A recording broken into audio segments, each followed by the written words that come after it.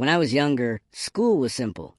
You had your textbooks, your notebooks, your teacher at the front of class, and your own determination to make sense of the lessons. We solved math problems by hand, we memorized facts, and we wrote essays late at night, struggling to find the right words. But today, something entirely new has entered the classroom. Something powerful. Something invisible. Artificial intelligence. And the question that everyone is asking is this: should schools allow learners to use AI for their schoolwork? The first time I saw a student use AI, I was stunned. A girl, hardly 15, typed a vague question into her phone. Within seconds, she had a perfectly written essay draft in front of her. Flawless grammar, structured arguments, citations that looked legitimate. She smiled, copied it, and turned it in. To her, it was magic. To me, it was unsettling.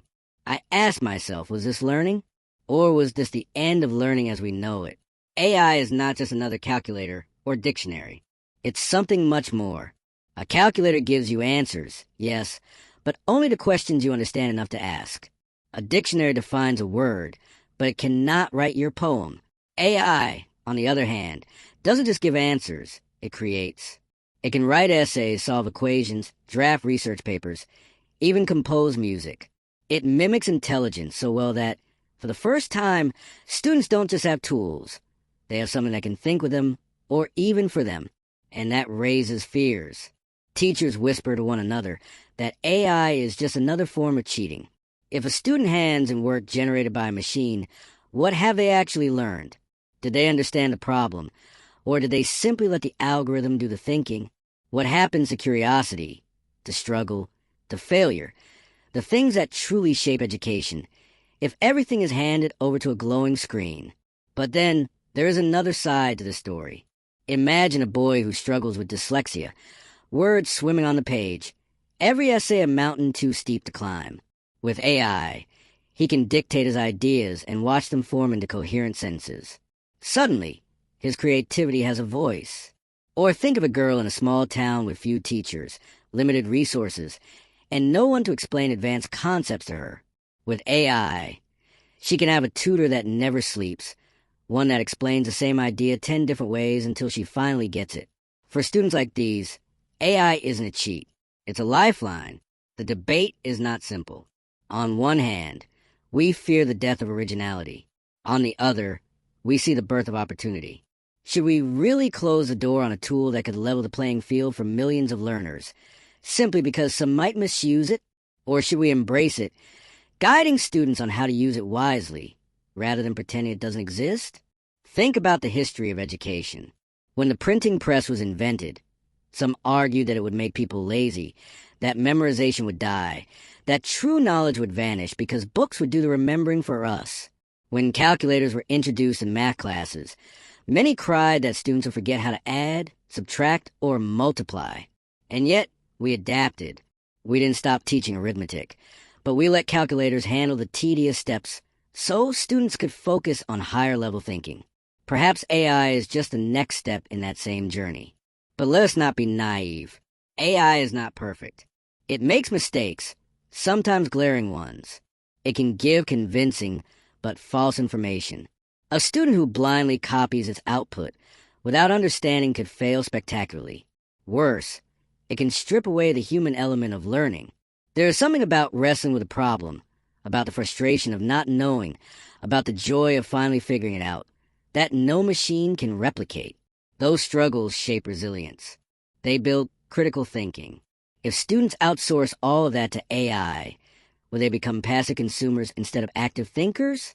And yet, perhaps the problem is not with AI itself, but with how we define learning. Is learning about memorizing facts and repeating them on a test? Or is it about understanding, about connection, about using knowledge to create something new? If the latter is true, then maybe AI is not the enemy. Maybe it is the partner. It can handle the first draft, the scaffolding, the rough shape. But the student must still be the sculptor, shaping it into something meaningful, something personal. I imagine a classroom where AI is not hidden, not forbidden, but integrated. A teacher assigns an essay. The students begin with an AI draft. Yes, but then the real task begins. They must critique it.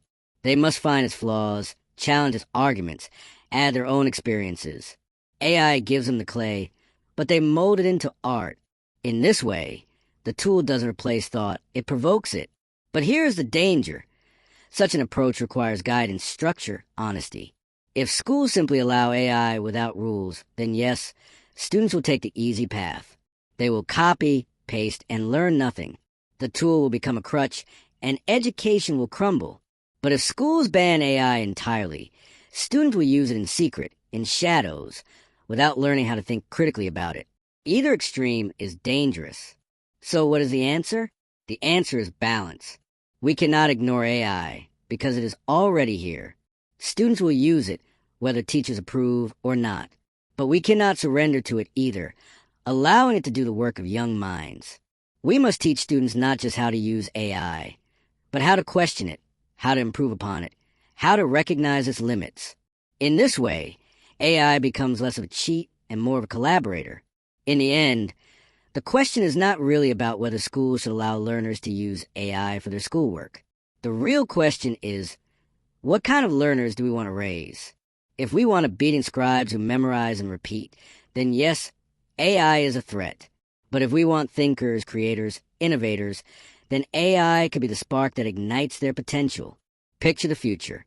A classroom buzzing with voices, not silent under the weight of forbidden tools.